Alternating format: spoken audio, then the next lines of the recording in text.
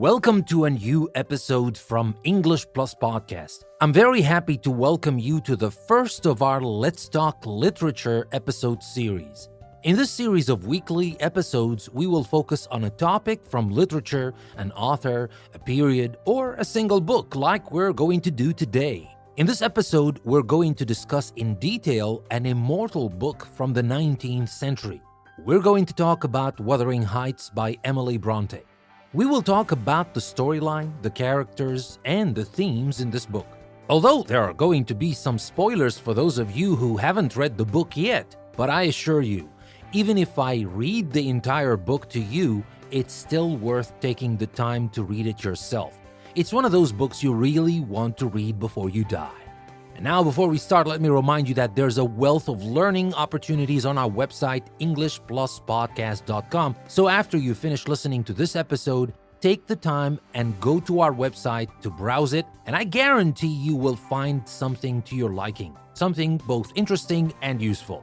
And now, without further ado, let's start with our brand new Let's Talk Literature episode and talk about Wuthering Heights. Today, I have Ben with me to discuss this great book. Welcome to the show, Ben. Thank you, Danny. I'm so glad to be a part of this new Let's Talk Literature series. Glad to have you on the show. So let's start. Some people say literature is dead, or to say the least, it's an old-fashioned interest that is probably going to fade away in the near future. While I can't agree to that because I'm a writer myself, what do you say to people who believe literature has become a useless human endeavor? Literature is not dead. It is still alive and has a significant impact on society. It allows people to express their thoughts and emotions, explore new ideas, and gain new perspectives. Literature also helps to preserve cultural heritage and provides a historical record of human experience. Furthermore, it's an essential tool for education and personal growth. People who believe that literature has become a useless human endeavor are likely not aware of its ongoing relevance and importance. So, do you believe it's still important to read and study works of literature? Yes, I do. Reading and studying works of literature is important because it helps people develop a deeper understanding of themselves and the world around them. It also helps to improve critical thinking skills, empathy, and imagination. By exposing people to different cultures, perspectives, and experiences, literature promotes cultural literacy and encourages open-mindedness. In addition, literature is a valuable source of entertainment and can bring joy and escape from the daily routine. So, reading and studying works of literature remains a valuable and worthwhile endeavor. All right then, let's focus on a specific work of literature today. We will talk about Wuthering Heights by Emily Bronte. Let's start by talking about Emily Bronte herself. What can you tell me about her? Well, Emily Bronte was an English novelist and poet born in 1818. She was the youngest of 6 children and grew up in a family with a strong literary background. Emily's father was a priest and her mother was a homemaker who encouraged her children's creativity. Emily, along with her siblings Charlotte, Branwell, Anne, and Patrick, created a rich, imaginative world in their childhood, and their works have been widely recognized and celebrated. Emily's only novel, Wuthering Heights, was published in 1847 under the pseudonym Alice Bell. The book was received with mixed reviews upon its initial publication, but has since become regarded as a classic of English literature. The novel is notable for its unconventional narrative structure, complex characters, and vivid descriptions of the natural world. Emily Bronte died at the young age of 30 in 1848. Why did Emily publish Wuthering Heights under a pseudonym? Emily Bronte chose to publish Wuthering Heights under a pseudonym, Alice Bell, because of the societal norms and expectations of the time. Women writers were often not taken seriously and were expected to stick to certain genres such as romance and domestic fiction that were considered suitable for their gender. The Bronte sisters, including Emily, chose to use pseudonyms as a way to protect their identities and to avoid gender bias in the literary world.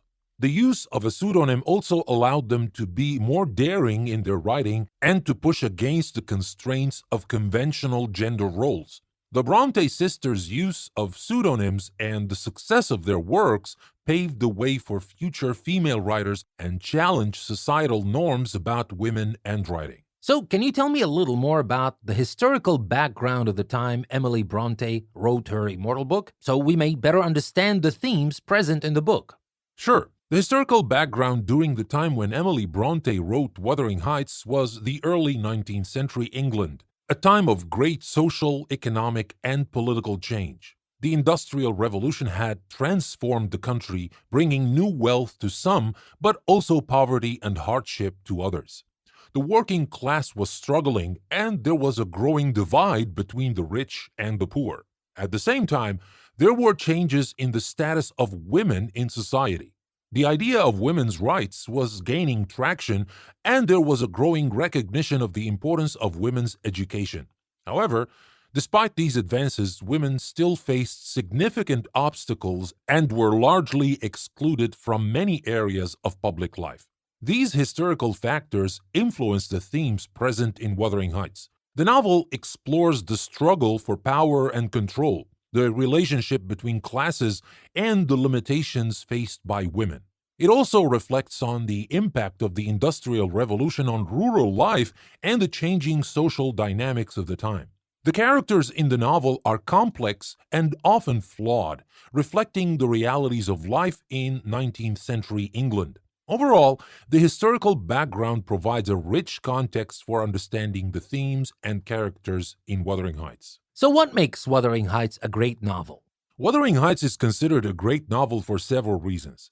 First, we have character development. The characters in the novel are complex and multidimensional, with their own motivations, desires, and flaws. They are also memorable and enduring, making a lasting impression on readers. And then we have the narrative style. The novel's unconventional narrative style, which moves between different narrators and time periods, adds to its complexity and richness. And then we have the themes. The novel explores universal themes of love, obsession, revenge, and the consequences of societal and personal choices. These themes are timeless and still resonate with readers today.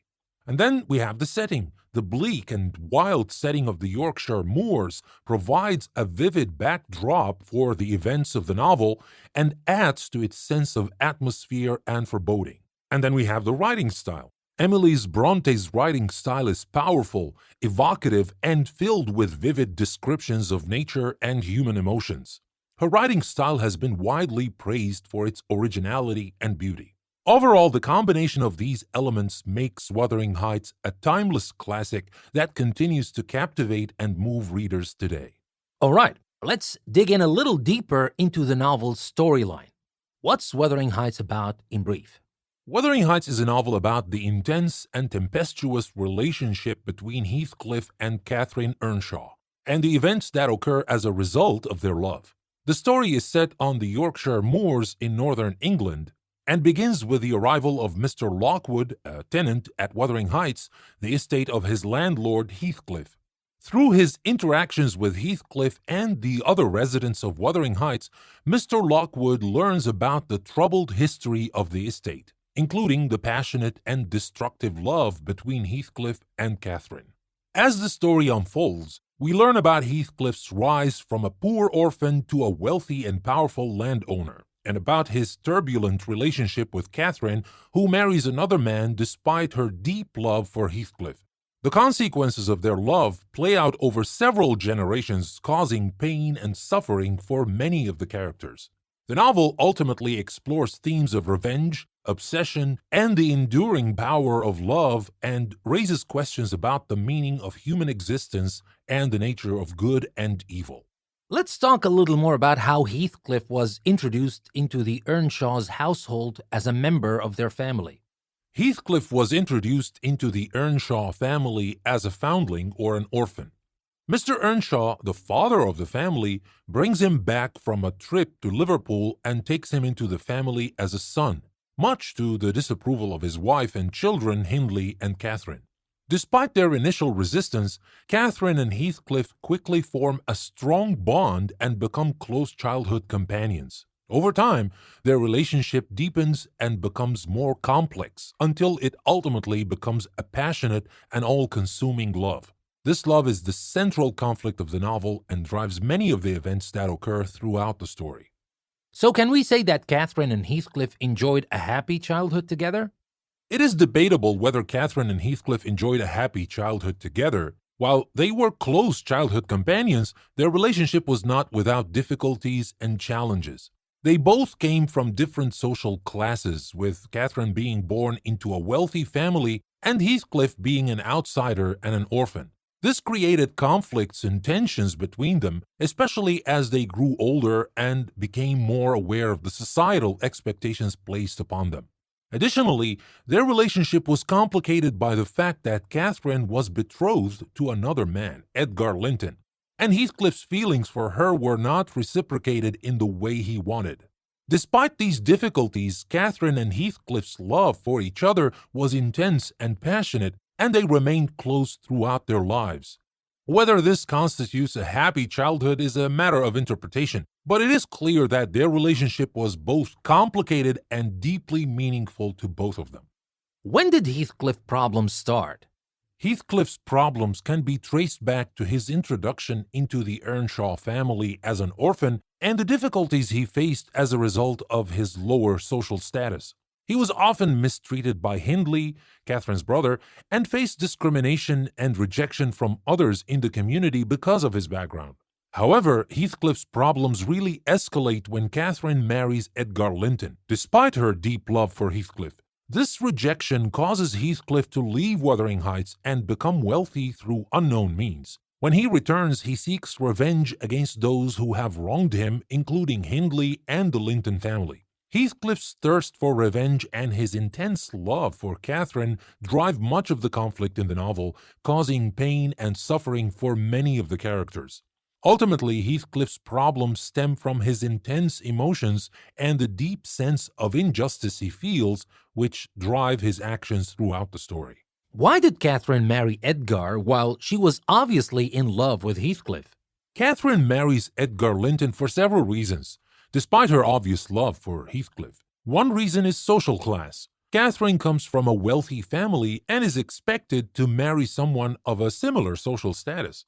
Edgar is a wealthy gentleman, while Heathcliff is an outsider and a foundling, which makes him an unacceptable match in the eyes of Catherine's family and society. Additionally, Catherine's experiences with Heathcliff's anger and violence likely influenced her decision to marry Edgar. She may have believed that a marriage to Edgar would provide her with a more stable and peaceful life.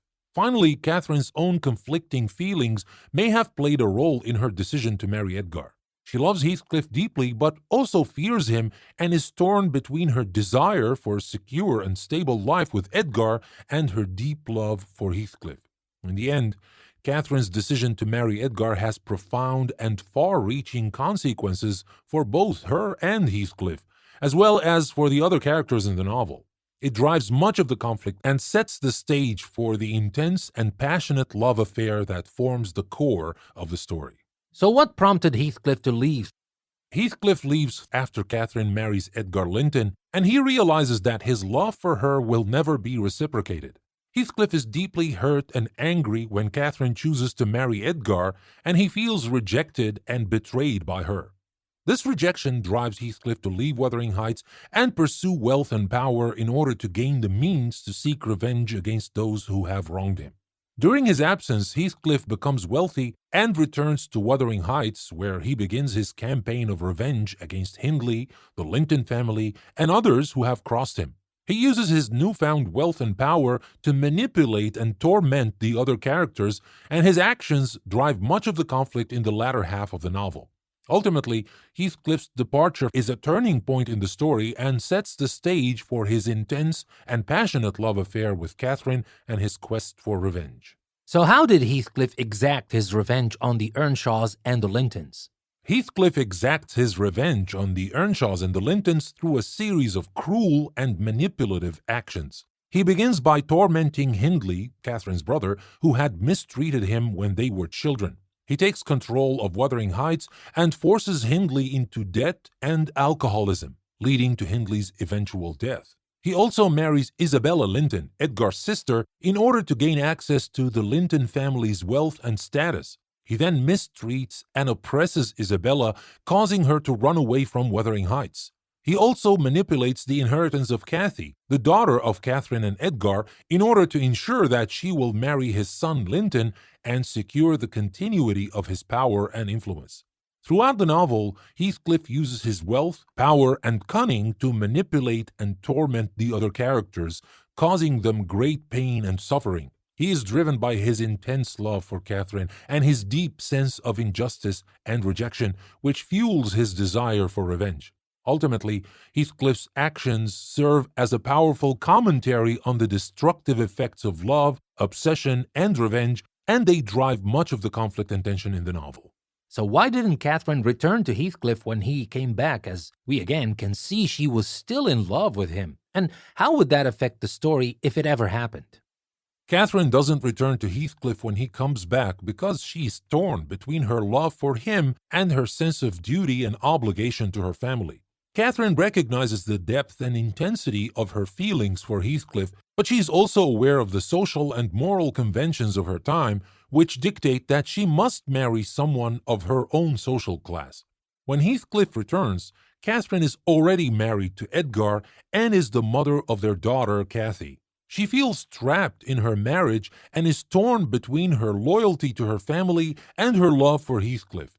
Her death soon after Heathcliff's return only deepens the tragedy of their relationship, as it reinforces the idea that their love was forbidden and doomed from the start. If Catherine had returned to Heathcliff, the story would likely have taken a very different turn. Their reunion could have led to a resolution of the conflict and tension between them and the other characters, and it might have allowed Heathcliff to put aside his obsession with revenge. However, the intense and passionate nature of their relationship would likely have caused other problems and challenges as they struggled to navigate the social and moral expectations of their time.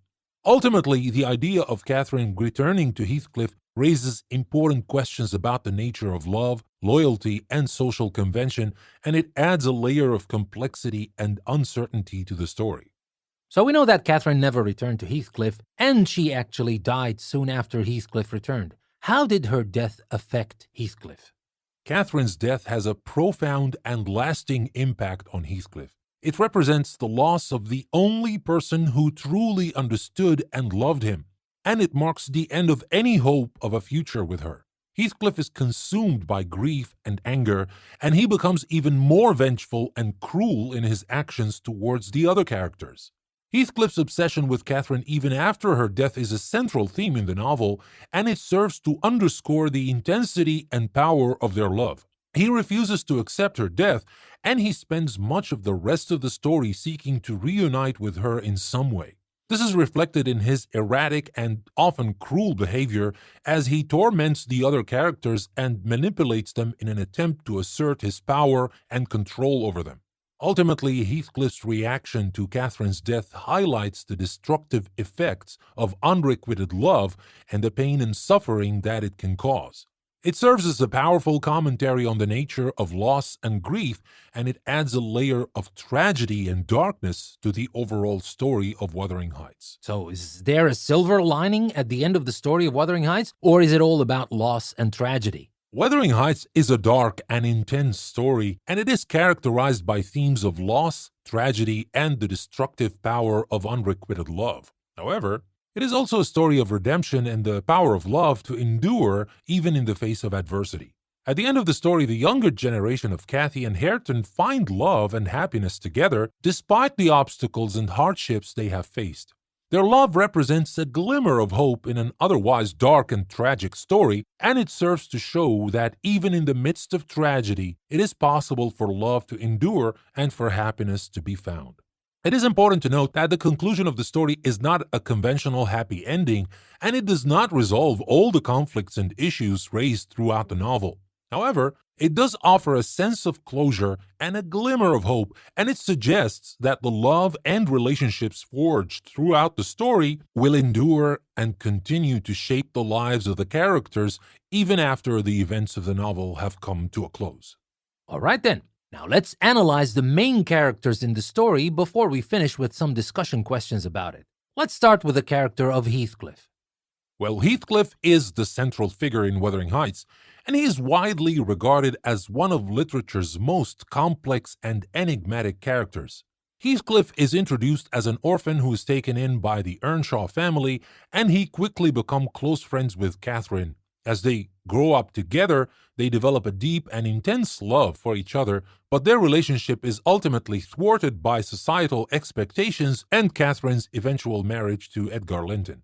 Heathcliff is driven by a powerful and obsessive love for Catherine, and this love consumes him throughout the novel. He is portrayed as a dark, brooding, and vengeful figure, and he embarks on a campaign of revenge against the other characters in the novel after Catherine's death. However, his love for Catherine is also the driving force behind much of his behavior, and it serves to highlight the power of love to shape and motivate human behavior. Throughout the novel, Heathcliff is depicted as a complex and contradictory figure, capable of great cruelty and violence, but also of deep passion and intense love. He is often seen as embodying the themes of the novel, including the destructive power of unrequited love and the cyclical nature of revenge and violence. Heathcliff remains one of the most memorable characters in the literary canon, and his story continues to captivate and inspire readers today. What about Catherine Earnshaw?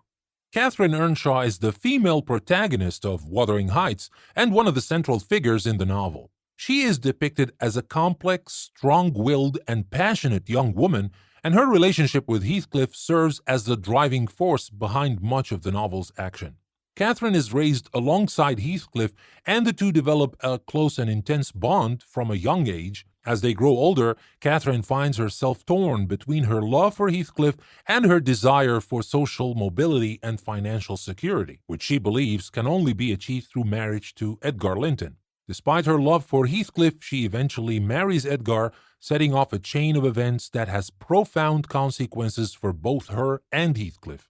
Throughout the novel, Catherine is depicted as a dynamic and influential figure, and her actions and decisions shape the lives of the other characters in the novel.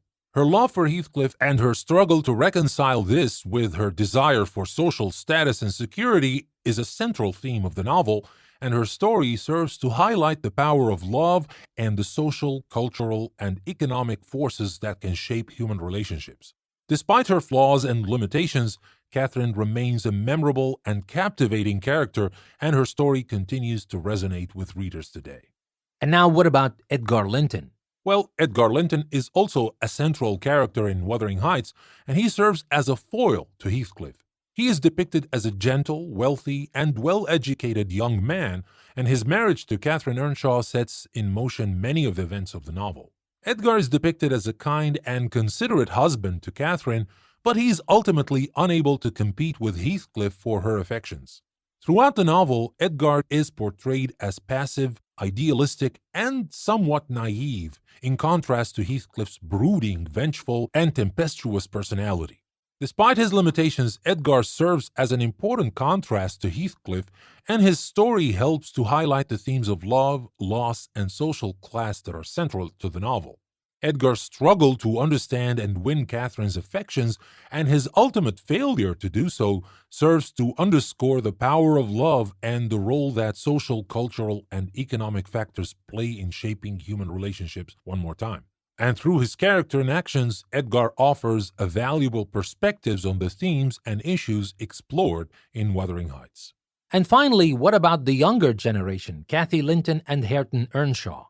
Cathy Linton and Hareton Earnshaw are the younger generation in Wuthering Heights, and their relationship is one of the key elements of the novel's resolution. Cathy is the daughter of Catherine and Edgar, and Hareton is the son of Hindley. Cathy and Hareton's relationship serves as a counterpoint to the troubled relationship between Heathcliff and Catherine, and it represents a second chance for love and happiness. Cathy and Hareton are initially portrayed as strong-willed and proud, but as the novel progresses, they each learn to soften their hearts and develop affection for each other. Their relationship serves as a symbol of hope and renewal, and it suggests that the cycle of hatred and violence that has plagued the families of Wuthering Heights may eventually come to an end.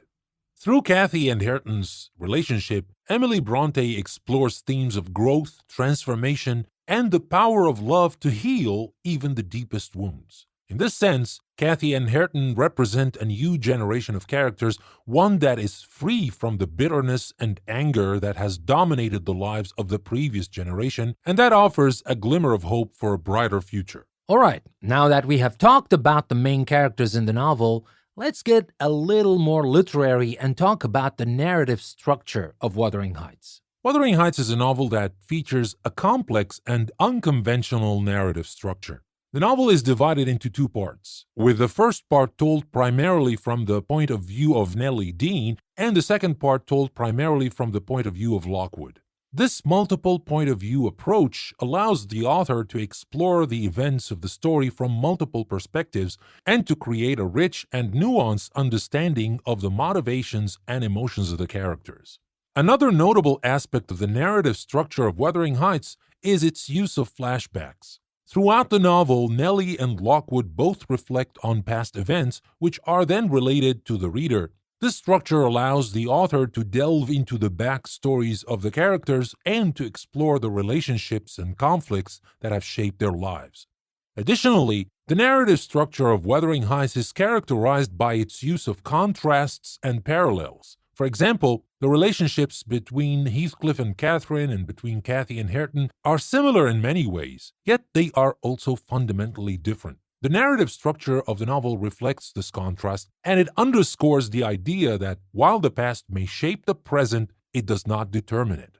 Overall, the narrative structure of Wuthering Heights is an integral part of the novel's themes and its impact on readers. Through its multiple points of view, flashbacks, and contrasts, the novel creates a rich and nuanced understanding of its characters and the world in which they live. Now, maybe we should also talk about the class structure in the novel, as it is indeed a crucial piece of the puzzle to learn about if we want to understand the story. What can you tell me about that? Wuthering Heights portrays the struggle between two contrasting social classes, the wealthy landed gentry represented by the Lintons and the working class represented by Heathcliff. The characters are often in conflict because of their social status and struggle for power and control. Heathcliff, who rises from poverty to wealth, seeks revenge against the upper-class society that once rejected him. The class struggles are an integral part of the novel, serving as a backdrop to the central themes of love, revenge, and class mobility. Let's add to this background and talk about the class structure in the Victorian era. Well, the Victorian era, which was between 1837 to 1901, was a time of great social and economic change in England, marked by the rapid industrialization, urbanization, and rising wealth inequality. The social structure of the time was heavily hierarchical, with the monarchy at the top and the working class at the bottom. The middle class, including the gentry, was growing in size and influence, while the working class faced widespread poverty and poor working conditions. These social, economic, and political divisions were reflected in literature of the time, including in Wuthering Heights, where the struggles between the upper and lower classes are an important aspect of the story. All right, now let's focus on some major themes in Wuthering Heights. What about the nature of love in Wuthering Heights? The theme of love in Wuthering Heights is complex and multifaceted. On one hand, there's the passionate, all-consuming love between Catherine and Heathcliff, which defies societal conventions and boundaries. On the other hand, there is the more conventional, respectable love between Catherine and Edgar, which is motivated by social status and security. The novel also explores the power dynamics of love, as well as the destructive consequences that can result from it. Ultimately, Wuthering Heights raises questions about the true nature of love and whether it can bring happiness or bring destruction. Why was the love between Catherine and Heathcliff so different from the love between everybody else, especially in that era? The love between Catherine and Heathcliff is different from other forms of love in the novel because it is born out of a deep, intense bond formed during their childhood together. Unlike the more conventional forms of love in the novel, which are often motivated by societal norms and expectations, the love between Catherine and Heathcliff is intense, wild, and uncontainable. This makes it stand in stark contrast to the more restrained, polite forms of love that are prevalent in the society depicted in the novel. It is also a love that transcends societal boundaries, as Heathcliff is not a member of Catherine's social class and is treated as an outsider by the rest of the characters. This makes the love between Catherine and Heathcliff all the more powerful and all the more taboo in the context of the era in which the novel was written. In the novel, we see a lot the contrast between the capacity for love and the ability to hate. What can you tell me about that? In Wuthering Heights, love and hate are intertwined and often displayed by the same characters. The passion and intensity of the characters' love for each other is matched by their capacity for revenge and hate, especially in Heathcliff's case. This theme is emphasized through the destructive nature of the relationships in the novel and the consequences of such intense emotions. The story highlights the danger of allowing emotions to consume and control one's actions, leading to a cycle of revenge and suffering. All right, now let's talk about Heathcliff's obsession and why it was so. In Wuthering Heights, Heathcliff is depicted as a character consumed by an all-consuming obsession. His love for Catherine is so intense and absolute that it transforms into a destructive force, driving him to seek revenge on those who have wronged him, especially Hindley and Edgar. His obsession is fueled by a combination of anger, hurt, and a desire for justice and a sense of entitlement to Catherine's love. Heathcliff's obsession is seen as a destructive force throughout the novel and is a major theme, highlighting the dangers of unchecked emotions and the consequences of obsession.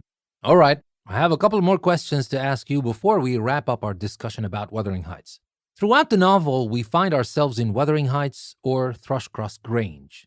How can we compare and contrast Wuthering Heights and Thrushcross Grange? Wuthering Heights and Thrushcross Grange represent two contrasting ways of life and two conflicting values in the novel. Wuthering Heights symbolizes wildness, passion, and a more natural way of life, while Thrushcross Grange represents civilization, order, and propriety. The two estates also reflect different attitudes towards wealth, power, and social status, with Thrushcross Grange being a symbol of wealth and status, while Wuthering Heights is portrayed as a place of poverty and struggle. This contrast is used to explore the themes of class and the dangers of excessive materialism, as well as the idea that true happiness cannot be found in material wealth. Now I have a question related to the variety of points of view used in the novel. Although Nellie and Lockwood are the primary narrators, other characters get to narrate a chapter or two, though Edgar does not. What effect does the lack of insight into his character's point of view have on Wuthering Heights? The lack of insight into Edgar's point of view creates a one-dimensional portrayal of him and contributes to his portrayal as a passive and unimposing character compared to the more complex characters of Catherine and Heathcliff. It also highlights the themes of the novel, such as the struggle for power and control, as Edgar is portrayed as being controlled by his circumstances and societal expectations rather than actively shaping his own destiny. And what about the role of the supernatural?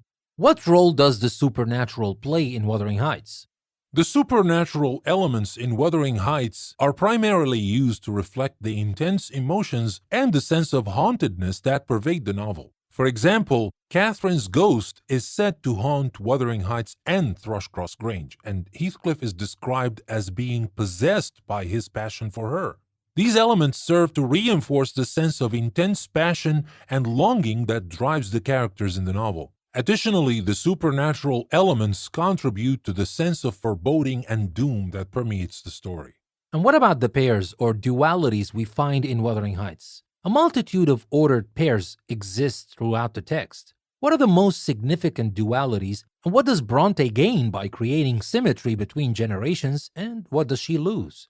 In Wuthering Heights, several ordered pairs or dualities exist throughout the text. Some of the most significant ones are Heathcliff and Hareton, Catherine and Cathy, Thrushcross Grange and Wuthering Heights, and Civilization and the Wild.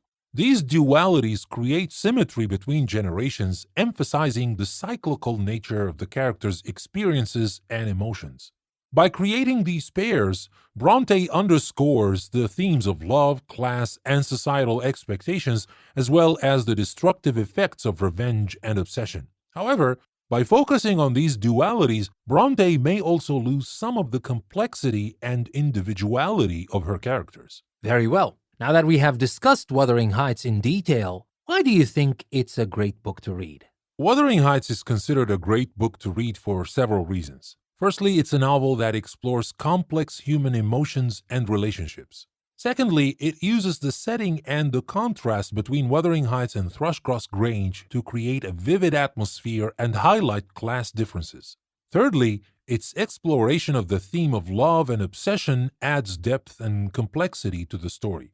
Fourthly, its narrative structure with multiple narrators adds to the unpredictability of the plot and the reader's engagement. And lastly, its rich imagery and vivid descriptions, especially of the natural setting, make it a timeless classic that continues to captivate audiences today. I guess that will be all about our discussion of Wuthering Heights. Thank you very much for sharing your input and knowledge of this great novel with me, Ben. You're welcome. I'm glad I could help. And a big thanks for our listeners. Thank you very much for listening to yet another episode from English Plus Podcast. We hope you enjoyed our brand new Let's Talk Literature. We'll meet again with other episodes. Don't forget to check out our website, EnglishPlusPodcast.com, for more learning and fun. This is your host, Danny. Thank you very much for listening. I will see you next time.